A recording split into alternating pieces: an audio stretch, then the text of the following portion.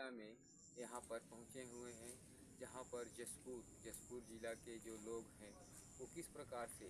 सामाजिक, आर्थिक या परंपरा के आधार पर शोषित हैं, उसको जानने के लिए यहाँ पर कंगला माझी सरकार के राष्ट्र वोट बिंदु के जिला दुर्ग के लोग पहुँचे हुए हैं। उनके द्वारा ये जो आप पीछे देख रहे हैं कि जो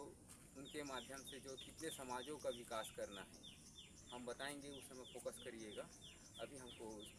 तो उस आधार पे जो हमारे लोगों को, कितने लोगों को विकास के इस व्यवस्था में रखा गया, समाजवाद के कानून में जो अंतर्राष्ट्रीय कानून में रखा गया है उसकी सूची दी गई है। और किस प्रकार से जो पहले जो सत्ता का हस्तांतरण कहें या ट्रांसफ़र ऑफ पावर कहें या आप हम कहें कि एक छत्तीसगढ़ी मुहावरा में कि घोड़ के गढ़ में गाड़ा सियान, तो उस प्रकार का जो यहाँ पर हुआ था उसको किसने दिया था? मतलब आदिवासियों के द्वारा कांग्रेस को दिया गया था। उसको 1951 में रिजर्व किया गया और उसके बाद वहाँ पर लोकतंत्र का व्यवस्था चालू किया गया, जिसके तहत 1969 में ये सारी चीज़ें समाप्त होती है और 70 में एक अंतर्राष्ट्रीय जनगणना होता है, जिसके माध्यम से ये होता है कि 1950 में जो संविधान लागू किया गया और जो 47 का ट्रांसफ़र ऑफ पावर हुआ है और 1951 का रिजर्व हुआ है, उसके बाद 1955 में जो हिंदू लॉ अधिनियम के तहत कितने लोग हमारे जो मूल निवासी हैं वो परिवर्तित होकर अन्य धर्मों में बट गए, उसको जानने के लिए अंतर्राष्ट्रीय स्तर पर मर्दमशुमार जनगणना किया गया, जिसके तहत ये हुआ कि 1971 में सुप्रीम कोर्ट के द्वारा फैसला दिया गया कि गोंड, गोंडवाना, गोंडीला, बुढ़ादेव की प्रकृति पूजा करने वाले लोग हिंदू नहीं हैं। उसके बाद यहाँ पर कांग्रेस के नेतृत्व में यहाँ पर जो विकास का डेवलपमेंट हुआ, उन सारी चीज़ों को देखते हुए कि यहाँ के जो लोग हैं जिसको 5 साल का सत्ता हस्तांतरण किया गया था कि वो पढ़ाई लिखाई कर अपने देश को संचालन करेंगे, तो उस पढ़ाई के अनुसार ये लोग अपना पढ़ाई कर चुके थे। इसके तहत 1972 में विधानसभा कानून लिखा गया, जिसमें लिखा गया कि अंतर्राष्ट्रीय कलम से ही भारत का जो नीति होगा वो लिखा जाएगा। तो आप यहाँ पर देख रहे हैं कि लिखा गया है कि देर सवेर कांग्रेस ने निभाया अपना वादा, अब न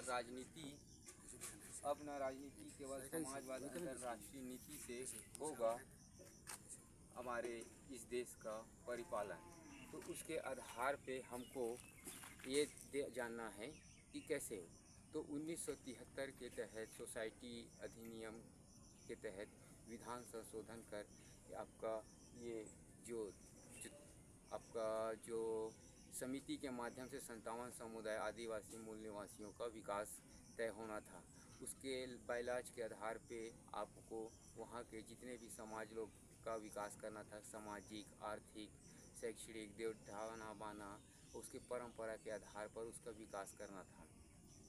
और उसके साथ साथ में जो हमारे 1973 के तहत जो बायलॉज दिया गया है, उसमें आप 40 गाँव परगना बनाकर आप वहाँ के जल जंगल ज़मीन को अपने विकास के लिए उपयोग करेंगे, ताकि हमारे जो मूल निवासी हैं जो जल जंगल ज़मीन से जो अपना जीवन यापन करते हैं उसका वो पूर्ण रूप से उपयोग कर सके, संरक्षण कर सके और अपने विकास में उपयोग कर सके। लेकिन लगातार राजनीतिक प्रभाव के कारण यहाँ पर हमारे मूल निवासी कभी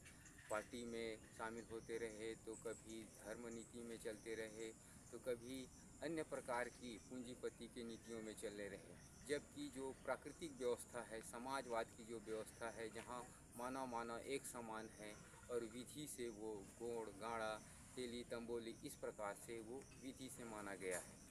तो हमको ये तय करना होगा कि आज 2025 में 1947 से लेकर 2025 में यानी कि 78 वर्ष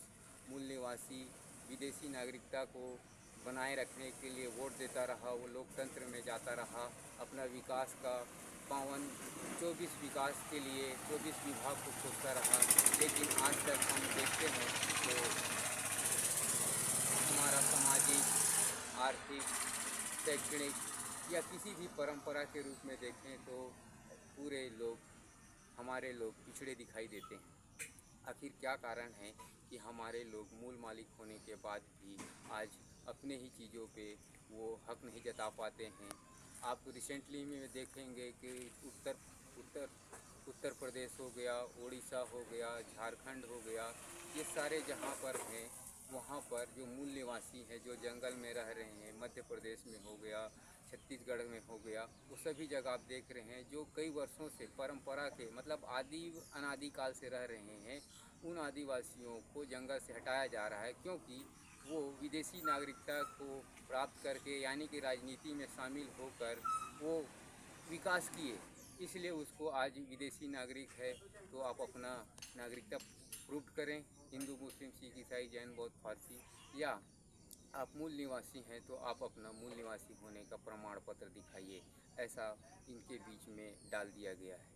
तो उसके लिए हमारे अंतर्राष्ट्रीय किसान सैनिक गांव-गांव में जाकर अपना रैली लगाकर इस प्रकार से जो सूची है उसको दिखाकर कि कितने लोग हमारे मूल निवासी हैं और जो यहाँ पर विकास करने के लिए आज तत्पर हैं, जिनको आज सही राह सही नीति नहीं मिलने के कारण वो आज शोषित हैं, पीड़ित हैं और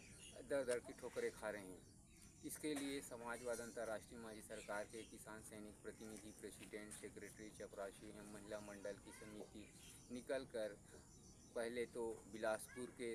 कोटा, सूरीघाट, तखतपुर क्षेत्र में, कोटा के क्षेत्र में और पथरिया, पंडरिया, कवर्धा, बेमेतरा,